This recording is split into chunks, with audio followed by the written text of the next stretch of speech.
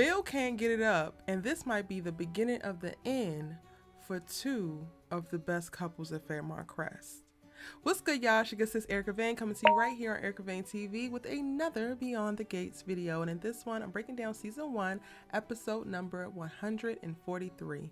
If you're new here, hit that subscribe button and turn on your bell notifications so you don't miss out on any of my Beyond the Gates content and conversations.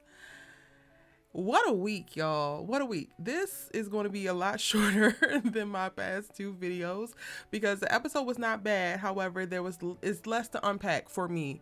But I appreciate all the love and the support, and shout out to all the new subscribers. Welcome in. I'm glad y'all are enjoying the content. Y'all, I'm getting through all of the comments by this weekend. I will have replied to all the comments, especially for those who watched both of my longer videos all the way to the end. I love y'all for that. Yeah, I love y'all for that.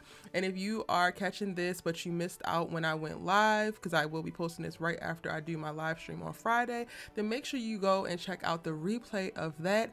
I have not set a schedule for it just yet, but if y'all want me to do weekly lives, please let me know. I know I've been popping in to some smaller YouTubers live streams, which has been really great. Like, there's so many people having conversations around Beyond the Gates, and they deserve a little love, they deserve a little shine, and I love having a conversation. So I know Shade in the City is one. I will link these channels in the description box down below so y'all can check them out. And then So What You Thinking, thank y'all so much for having me. Those are two live streams that I just popped into randomly and had conversations that were really cool. And again, they do live streams very regularly. I don't. But if y'all want to see me do more live streams, then let me know, and then go ahead and subscribe, because you never know when I will be over back on their channels and popping in, because I just be browsing these YouTubes. I be seeing what other people got going on after I do a little bit of my work. And then I do want to have more conversations in real time versus just recording these videos and giving this to y'all and being able to talk to y'all in the comment section. Okay. Again, the two channels that I mentioned are linked in the description box down below. Go ahead and check them out. I think you might enjoy them. And without further ado, let's talk about this episode. Y'all, why do I think that Dani and Andre, this is the beginning of the end? I think that this is the beginning of the end because Dani did not tell him that she kissed that man. She did not tell him that she kissed that man. And it's not the worst thing. It's not the most prevalent thing. But I literally went through and well, first of all, I was interrupted while watching because of the stupid ass Diddy sentencing BS. Because I was watching in real time. This is why I don't be watching in real time. Because CBS always popping through with some little special report that I don't give a damn about. He should have got more time if you ask me. But that's just me. I wound up watching the episode multiple times specifically because I was interrupted the first time. And then the second time I'm like, wait, I did not hear her say, I actually kissed Bill. They just kind of came into the episode and then went into something else. And then she started to get her little feet rubbed and they still connected on a lovey-dovey tip. And I was just like, ugh. And she didn't lie because he didn't ask her specifically, did that happen? But she is lying by omission. And I'm like, this is the thing that y'all have over everybody else. Y'all's radical honesty is what y'all have over everybody else. Do I think that Andre would have felt the way about the kiss? No, I don't. But I just want to be able to put them up on the shelf and be like, they are more honest than all of you hoes. And now I don't know if I can do that. And then in this episode, we get Dani laying out the rules of what their relationship is going to look like. And I ain't even feeling the damn rules, because the rules is they don't have to be monogamous. So y'all could be out here hunching on other people as long as they safe, and then come back and hunch on one another when y'all ain't getting no sex like y'all giving each other. So like, stop. At the end of the day, like, maybe this also ties to the whole honesty part of it, because Dani, you don't even want to hunch on a bunch of other random men. You just want to hunch on Bill if you're going to hunch on somebody else. So just put that as the rule. You get the hunch on Bill if the opportunity arises, which I don't necessarily want it to arise, y'all. But again, I was really falling in love with their radical honesty with one another. And then unfortunately, if the opportunity arises, he gets the hunch on Ashley. That is just so disgusting to me. Like, I just wish they found a better...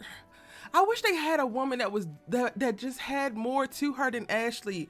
Like, I get it. I get what they trying to do, but packaging Andre's other love interest in this vanilla ass, random ass, Wonder Bread ass, mediocre ass white woman is not it. And they are committed to this damn decision. They are going to ride this storyline to the very end. And I hate it. And I have been hating it from the very beginning. From the very beginning, it's just so obvious. And I think like from a writer's perspective, right? They picked Ashley because she's seemingly so opposite of Dani, but there's plenty of other women that could have been the opposite of damn Dani.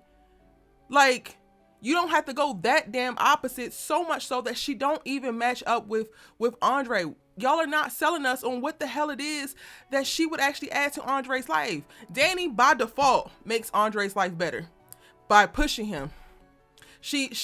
Her being her fullest version and most authentic version of herself literally puts him in a position to show up as the best version of himself. What the hell is Ashley doing? But we are having these rules to make sure we set up and we communicate that, you know, my eyes are still looking over here and your eyes are still looking over there. And we both are very clear about it. I'm like, I can't. Andre talked about something, oh, maybe I should move in. She like, nope, I don't want to live with a man no more. And I think it's going to be baby steps. But also, I guess they also have to write this in this way because so much of this is not easy to figure out. They have so many paths that are available to them to take with these two characters. And my chosen path would be them accidentally falling deep in love. Accidentally falling for each other in a way that both of the two people that they are also looking at could never even fathom, could never even live up to, and then they live happily ever after. That is my chosen path. But then there's so many other ones. One of them could fall because Andre brings that up in the conversation. So what happens if one of us grows deeper feelings? And she's like, oh, well, we'll just deal with that when we get to it. No, y'all want to be laying out rules and stipulations and guidelines. And you cannot deal with it once you get to it. Because once your feelings are completely involved, that changes everything. Do I think that they're going to be able to subvert this marriage turning out how Dani's first marriage did? Yes. Just because of how honestly, they are starting out. However, the first passive omitted lie or omission, I won't call it a lie because she didn't lie, but the first omission is not a good sign for me. And now I'm already worried. And then I'm like, okay, you're building up these guardrails so that you can sleep with somebody else. You don't actually want to sleep with nobody else. You only want to sleep with Bill. So are you going to now be in an active pursuit of Bill? Are you going to try to seduce Bill? Are you going to try to get into his bed? What is going on? And then when you see the next week on, why is Hayley in this house howling and screaming about Bill, come down, come out, and she looking up towards where your bedroom is? The stress of it all, which ultimately, Andre asked the question in this episode. He's like, so why are we staying married? If I still am looking at Ashley and you still looking at Bill, why are we staying married? And Dani's like, cause it's fun. And he's like, but we stressing everybody out. And she's like, but who gives a damn? And I'm like, okay, but what else? Because you made a very poignant argument to Bill about this man and about how great Andre is as a man in this partnership with you, in this marriage with you. So why aren't those things the things that are first and foremost? Like, yes, when she first started telling him what happened with the whole conversation with Bill, she spoke to some of the things. However, aside from that sexual chemistry, I don't think that she's actually being honest. And I'm not saying because she's lying, but I'm saying being honest in Andre's face about how not perfect, because he's not a perfect man, but kind of like perfect for her he is. And Andre, I guess I kind of wish, because with the conversation with Naomi, he is seeing how perfect Dani is for him, especially when he had to defend it up against the whole Ashley conversation. So I wish he wasn't as passive as he is and like along for the ride. Even with the whole like rules, he ain't had no rules for Dani. Dani is the one laying out all the rules. Sorry, tell this woman. But I guess he don't want to do that because he already tried with that and tried to get her into a committed relationship and she didn't want to do it. At some point, he gonna have to shift gears because he sees how great or how perfect of a woman she is for him. And she sees the same damn thing so that they can communicate to other people. But yet and still within the confines of this damn marriage, y'all are gonna be honest with each other to a certain extent. And then you also are going to be, still pining after these other people for how long? How long y'all gonna do it? How long? Dani, I love that, or I know that you love sticking it to Bill and getting him in his jealousy bag. Absolutely. Have your little fun. But then also, you can't do this in perpetuity, Buki. You can't do this for the rest of your life. Like, at some point, you are going to need to reconcile with that man, release that man, or move on to bigger and better pastures. And I don't know if I believe that Dani is the type of woman who truly just doesn't want to really be attached to anybody, doesn't ever want to live with a man again. I think that it's a very real thing that she gave up a lot and she is just now being able to come back to herself, know herself again, love herself again the way that she would have wanted to. And now it's about, as she's navigating these relationships, figuring out how does she hold on to herself and then integrate a partner, which is what this Andre marriage, I think, will wind up doing. So ultimately, you're not going to do this for the rest of your damn life in reference to operating solo, regardless of who is in your bed. I guess it's just going to be the time that it takes for her to be able to solidify she will never sacrifice herself again in that way. Maybe. I don't know. They kind of piss me off a little bit, but it is what it is. Like, it's going to be ups and downs when it comes to this relationship. I am like tongue-in-cheekly saying this is the beginning of the end just because I personally don't like that she didn't reveal everything of that conversation, because that would have further solidified them, at least on a foundational level of like, we got honesty if we ain't got nothing else, and full transparency, you know?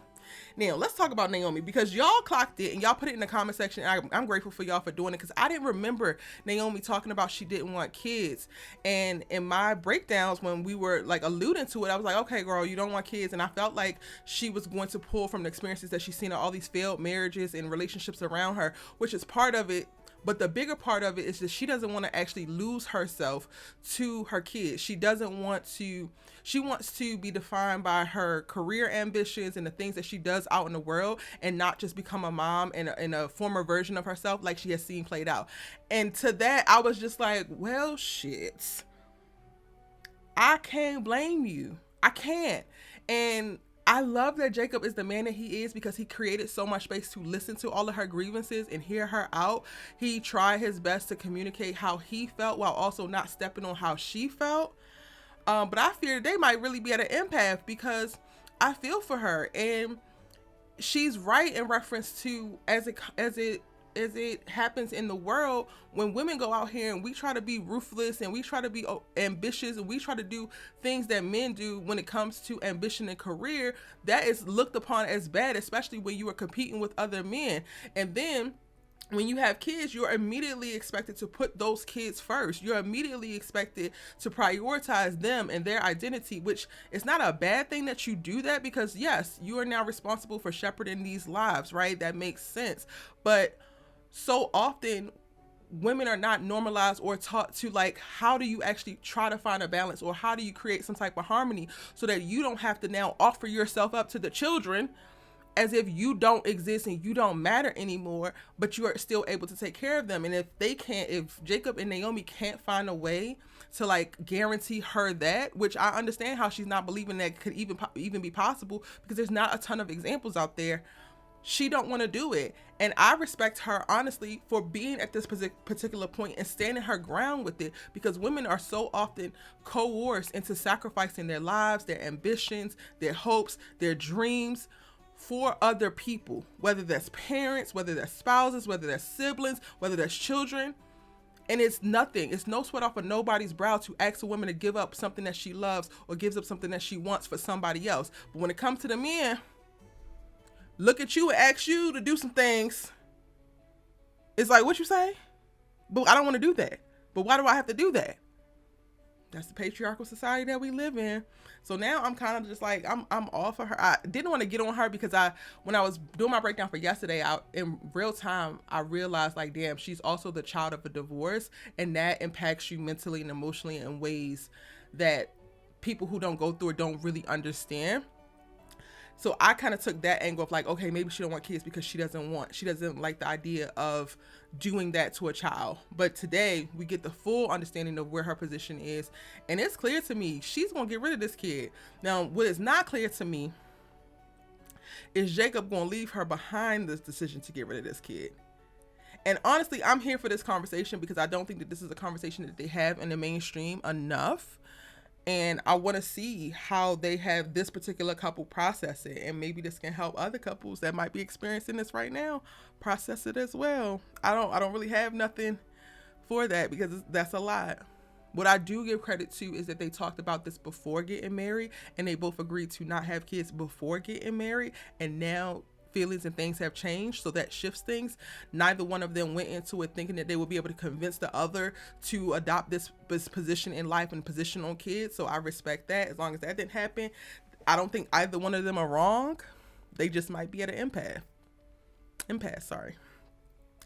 Also, child, this whole Darnell thing, I don't know if they ran it too long with them spending so much time still in the casino in this episode, but baby, when Darnell was taking his first drink with Joey, I said, this is diabolical. He saved this moment for his damn daddy, and his daddy is dead behind this damn man, and this man is the one taking the damn drink with him. This man is like, thank you so, or Darnell's like, thank you so much for helping me get the watch back. Joey, you should be a damn ashamed of yourself, and Vanessa, you too, because y'all don't even tell him how you really know each other. Oh, we just worked together, we did some business deals, and then Darnell is on it. He's like, well, sir, why didn't you mention to me that you knew my mama when I first came in here, and bop, bop, bop, bop, bop. Oh, well, I should have.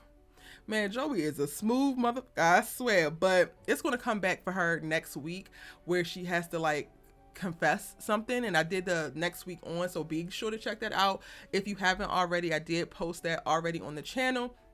Shout out to CBS, thank them so much. They sent me the synopses for all of the episodes for next week, and I gave my speculations prior to seeing this episode of what I thought that those things meant. All right, let's talk about Bill and Hayley. Bill can't get it up. Of course he can't get it up because he's thinking about Dani Dupree, and Dani Dupree ain't the one trying to get it up. So it's like, no, I ain't going nowhere. I ain't going nowhere. You see your bobblehead Barbie for who she is. You see how manipulative she is. Now she can't get off your ass. She's on you like white on rice because she wants you to put a baby in her now. What's killing me about this is that she's actually audacious enough to be communicating, I just need to give you a baby so that we can have the connection that you and Dani have. How is you cool?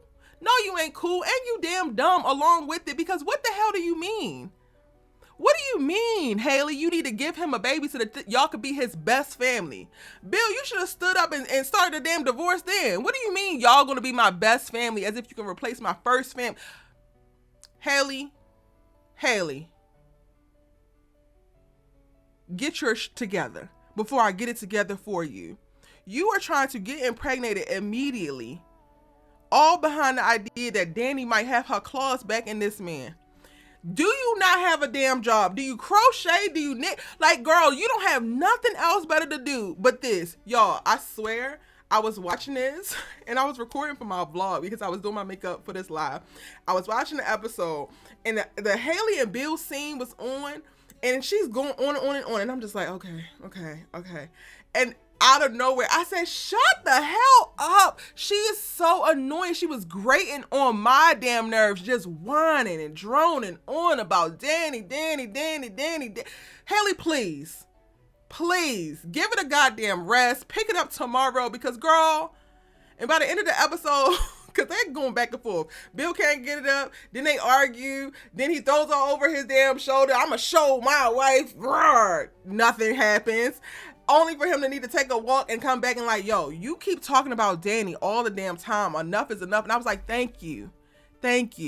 You talking about Bill is obsessed with Dani Dupree. You are obsessed with Dani Dupree. Yo, your words were literally, I want to give you a baby so that we can have the connection that you and her have. I'm gonna need Dani to put out a damn restraining order immediately, because your ass is escalating on the Starker levels beyond, psychologically, way beyond. And it's damn scary. I think that's pretty much everything. Yeah, I'm late for live, so I gotta go. But thank y'all so much for watching. This week has been so great. I know my videos have been long, but y'all have been watching, and I greatly appreciate it. Let me know what you thought of not only about the episode, but about this week's episode, where we are in the storylines. Tell me everything that you're thinking in the comment section down below. It's your good sis, she Let's Talk TV with, and I'll see you in the next one.